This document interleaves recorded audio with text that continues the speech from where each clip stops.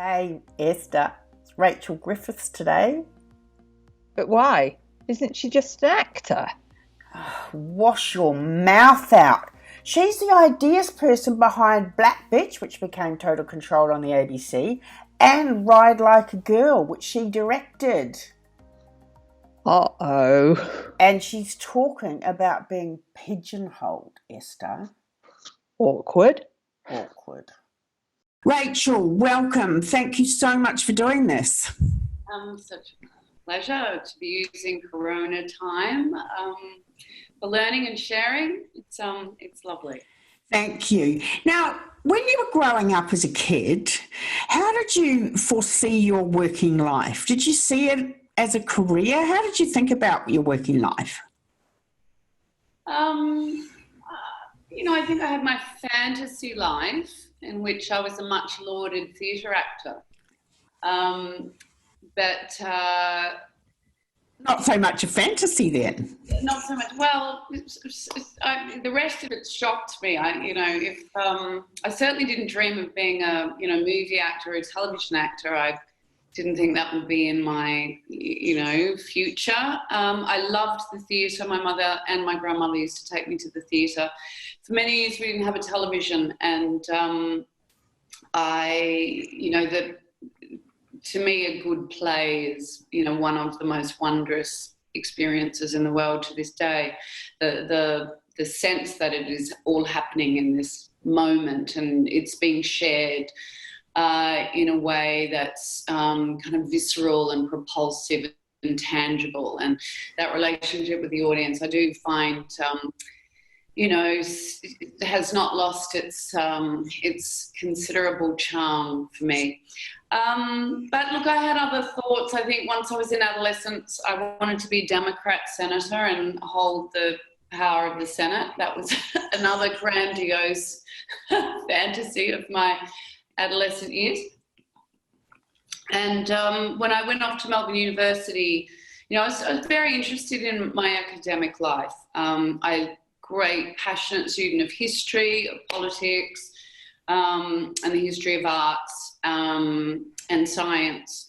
And certainly at 17, when I went to Melbourne University, I wasn't at the point of, knowing where I would end up with these pursuits, if you like. Did you see it, though, as a continuum, as something you'd start a job when you left university, or you'd start a career, and as something that you would then do for the rest of your life, or were you more malleable than that? Well, I think deep down I knew that, certainly when I made the decision to leave Melbourne University, one thing I knew, and actually I knew that before I went to Melbourne University, is I didn't see any... I couldn't imagine living a life where one's work and one's life really has any demarcation. And I didn't know at the time that I think that means being an artist, being a writer. It all blends together. So you progressed into being an actor, and incredibly successfully, from early days, really. And did you sort of think that once an actor, always an actor? Is that how your career started out? No, I think it's a bit more complex than that. Because I didn't get into NIDA or VCA despite trying multiple occasions. I think I was also rejected by WAPA.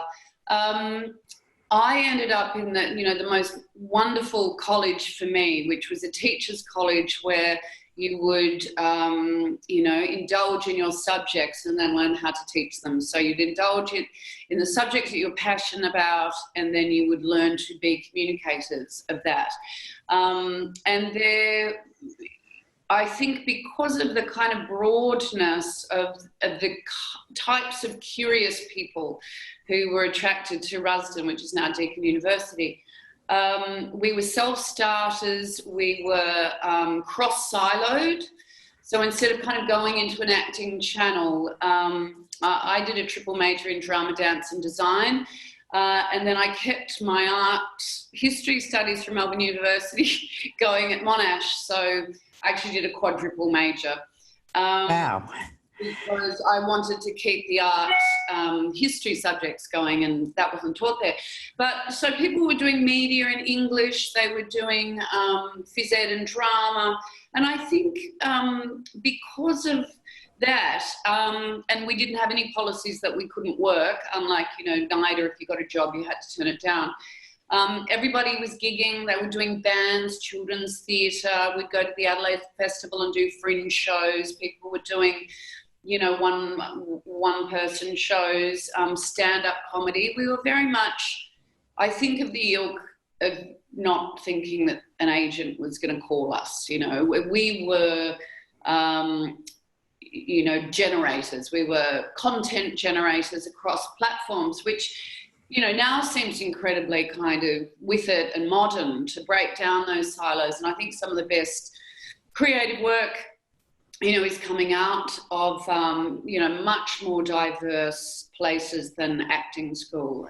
You know, I just flourished there. It absolutely suited me. And then my first job was with Woolly Jumpers Theatre for Schools, which again was a little content generator. It wasn't, you know, actors for hire. We were very much led by a passion for process. What triggered my interest in being able to talk to you about this, of course, was your speech last year at Screen Forever.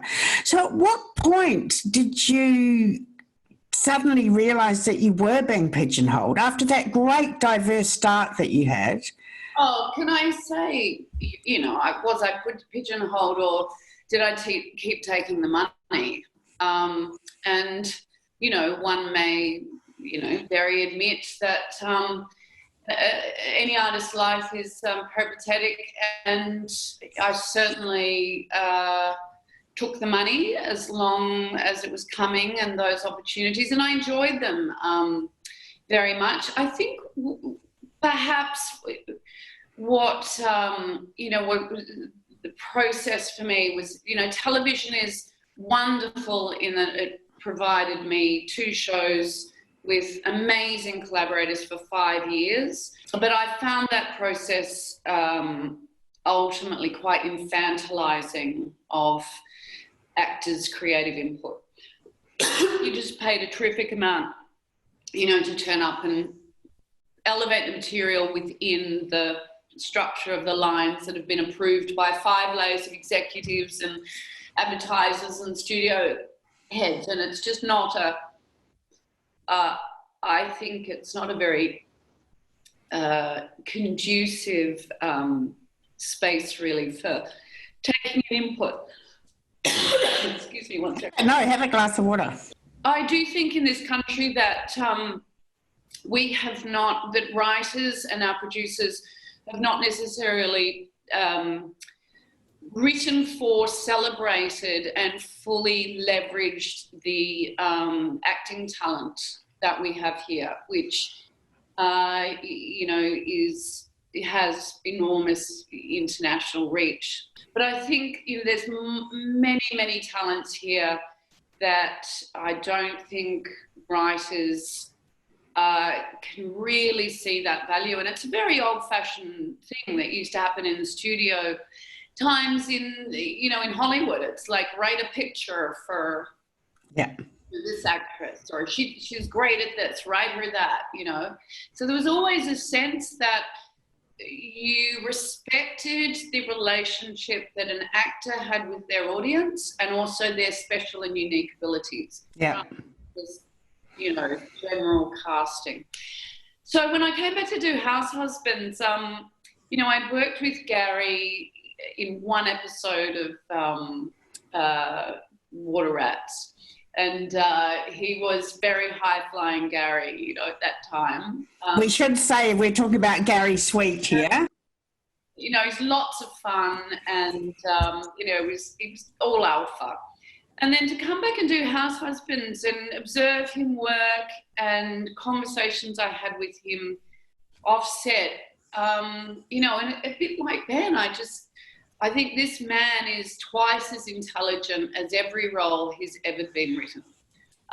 He's erudite, he's well read, and he's also incredibly naughty and seems to just get away with kind of pre-Me Too behaviour and we forgive him for it because he's extremely charming.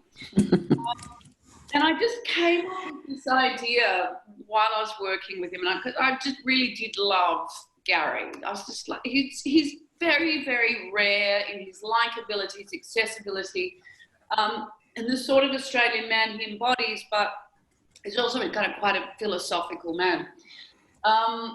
Anyway, I was having a series of dreams before I came back to Australia where I called them Saving Ben Affleck.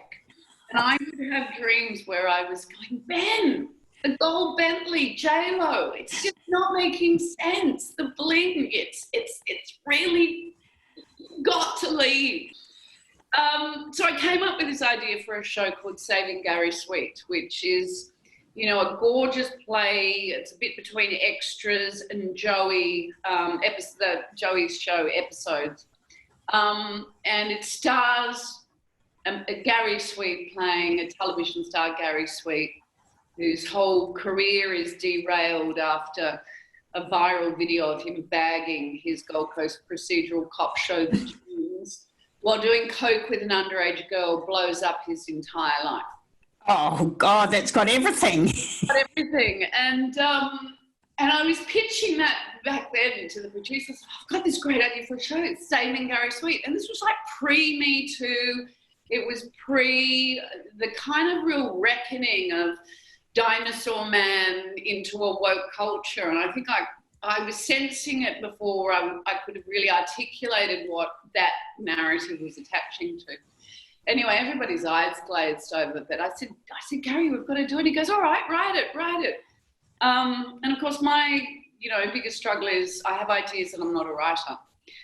So it just kind of went in the dead box. But in Corona time, I've got my business partner on a new enterprise, who was my director's attachment, Run Like a Girl, Madeline Guy, and went banged out the 6-episode Bible for Saving Gary Sweet, and his Vietnamese wife, his 4th wife, his a Down syndrome son who I'm hoping Stevie Payne will play from a very early dalliance. So it's mixing all sorts of kind of facts and fictions. I paid his PR agent, but I'm hoping to get Eddie Maguire to play his best mate at poker. Oh, I can see this. You've got to make this. It's awesome. So it's very, very playful and a much less polemic study of Me Too and those moments of reckoning. And he has a drug and alcohol event, and people think he's taken his life. And he tells his PR agent when he comes out of the coma that he didn't really take his life, and she says, "Don't ever say that again." So he's with the idea that he was a suicide, which is just such an anathema to who he is, as Gary. So it's going to be this real kind of soup of celebrity culture and public shaming and shock jock trolling, and where that can take a person, and how in this day and age you can wake up and your kind of whole life is over. I love this. So you're a woman of many ideas, clearly, because the other thing that I did want to talk to you about is Total Control, which is, to me, my favourite TV series in a good wee while. So how did that come about, that idea? Was that out of your earlier dreams to run the country, or was that... Yes, I think it's not surprising that, yes, you have an independent senator in a position where she can, I go, that's been with me a long time. I didn't know an Aboriginal woman doing that would be far more interesting than me, which it is. So my political studies, first year university, Melbourne University, my final essay was a comparative study on the history and founding experiences of New Zealand, Australia and America, and how that placed women and their ongoing engagement within the political system. And it really, really fascinated me that kind of our, that colonial roots of Dan Tor's and God's Police, that kind of reckoning of the difficulty that Australian women have, particularly compared to New Zealand women, in terms of respect in office. But I'm a political junkie. I truly believe we have one of the best democracies in the world. I love our compulsory voting, our Saturday voting. There's lots of mechanisms that I think have put this country in the place where, you know, we now, in a crisis like Corona, look at the UK, you know, where only 60% of the people vote, or the US, and the very divided electorate that they have because of the lack of compulsory voting. So to have a show that celebrates that, but also is not uncritical, and is a thriller. And so that show, which in my mind was Black Bitch, and it was an idea for a film I had when I was about 25. How did it get made in the end? Well, I think I have a real deficit between the ideas, and, you know, certainly I feel like I'm only really learning to produce, like learning to do the hard yards and the kind of wonkish, boring parts of just diligency of process and learning what those processes are. So, look, I think, you know, it's the wonderful nuclear fission that I pitched that. I knew that I couldn't make that, though I may have when I was 25. Certainly, you know, I'm, you know, aware enough to know that that is a shared story and needs to be made as a shared story with an Indigenous, you know, content generator. I've been giving my ideas away for free for years. I'm going, you know, with Bill Mechanic, I'm like, you need to make this, you need to do this. And he goes, why are you telling me? I said, well, I can't do it, but you should. It's Mel Gibson and you should do this book. It would be amazing. So for everybody that listens, I've been, you know, throwing these things around. You know, living in Melbourne, I think I had just been outside the sphere of, you know, bunya and blackfellas, and had not had the chance since I came back, you know, to really connect with them as content makers. So I was very excited to be at this dinner with Darren, and I was just a bit cheeky, really. And I said, I've got an idea for you for a show. And he said, you're going to pitch me now. And I think it was between walking into the restaurant and going to our table for the Series Mania dinner. And he said, all right, you've got 2 minutes. Which is very charming. Very Darren. And I said, it's called Black Bitch. No, he said, well, why can't you make it? And I said, it's called Black Bitch. And he said, I'm listening. And I said, it's about an Indigenous woman who gets helicoptered into the Senate and brings down the government. And he was like, wait there. And then he went and brought Miranda over, and it was kind of a weird thing because I'm like, it was just quite weird. And what I didn't realise is that very day, they had made the very kind of heartbreaking decision to shelve a political drama that they'd had in development for, I think, 2 years. They just didn't feel it was of the moment. They didn't see what the audience, it felt small. And I think it felt too much in the territory of Red for Now, which they did. So, you know, why repeat it? What I didn't pitch Darren, and what he came to pitch me after we'd had a few sessions, he said, I think the Prime Minister should be a woman. I was like, really? He said, absolutely. It has to be 2 women head to toe, one black, one white. I'm like, but she's conservative. And he says, exactly.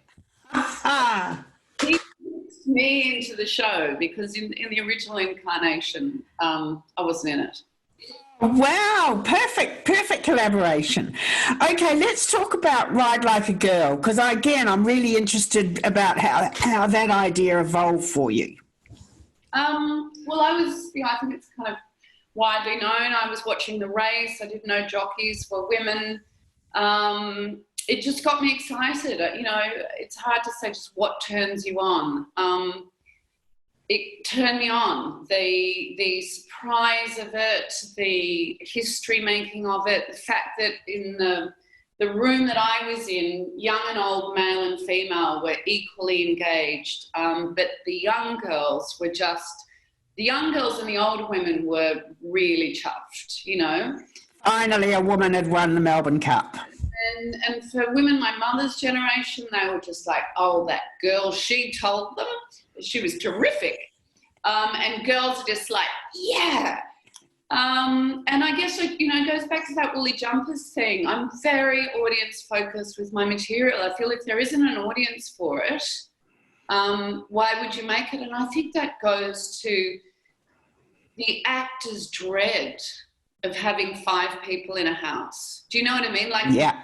Grow up, when really you want to make an art film that no one sees, go to a one-woman show with 3 people coughing, because to me that's, you know, it means dying. It doesn't exist if people don't see it. And I think we are pleasers. I said that in my, you know, actors are pleasers, and because of that, I think we have a very underestimated nose for how material is going to be received by audiences. And so you went, okay, here goes, Michelle, what do I do with this? I believe you came up with a name immediately, and what did you do? By the end of the day, I had Ride Like a Girl, PG feminist sports film that'll make men cry. And I've always loved, you know, I really love a good film. I love a good family film, and they're expensive to bring to market, so we don't make them anymore. We make amazing children's films, you know, with Pixar that are buried with Easter eggs for old people, but it's not quite the same as a shared story. So I loved the idea that this was a shared story, and I just felt with a kind of that the world in its kind of nasty, the way things were turning, that this would be a really joyful, gorgeous way to celebrate female empowerment in a non-didactic way, using kind of sport as the sneaky conveyor belt, you know, if you like. And, you know, thrilled at how it landed. I was out at the Caulfield Cup, and I you go, you made that film. Did you see the film, The Ride Like a Girl? Oh, it's bloody brilliant. I loved it. I cried. You have to see it. I cried. The hardened 85-year-old racing. I didn't think I'd like it, but I thought it was terrific. Just terrific. Well, what more? That's all you need, isn't it? That's brilliant. I love it. Look, I got 80-year-old men's dying wish was for their whole family and them to book out the local country cinema. And I get letters to see a film called Ride Like a Girl. I love it. And I know we're just about out of time, so I've got a couple more quick questions for you. Do you think it's harder for women's ideas to be heard than men's, or I mean, where are we at with women's ideas, do you think, Rachel? Really hard. It is really, like, part of me would internalise it and say I found it hard to be heard. And I said that recently to a female producer, because I'm on the Gender Matters Task Force, and she just said, that's just you taking the blame for the fact that, you know, your ideas were hard. Look, there's no doubt that had I not had 3 children and got married, you know, at 35, those years, I think, you know, my shorts might have grown into a longer feature. I was given the opportunity to direct on Brothers and Sisters, which was contracted. Wow. But at the time I had 3 children under 5, and I had a near-death birth with my last daughter and took quite a long time to recover from that. And I just didn't think that all-consuming focus for directing was something that I could, do to my family on top of, 70-hour weeks. So I can't say that I wasn't given opportunities, certainly in the directing area. And I think for me, being in America was difficult. And that's not that my agents didn't believe in me, and I was pitching. I had a little deal with Scott Free for a minute, and I was missing the person that I don't have in me and need to be the person that really can get those ideas kind of to the next level. So for me, I had to come back to Australia because I think I had an extra confidence in my ideas here. I found them easier to excite other people. It's that thing that one's stories are rooted. So the ideas I have, although they, you could have made a version of Black Bitch, I guess, in America. For me, the confidence in that idea came from my Australianness and my confidence having opinions and thoughts about who we are and how we organise ourselves. So I don't think I could have really become, the content maker that I feel I can say I am today without coming home. My final question to you is this.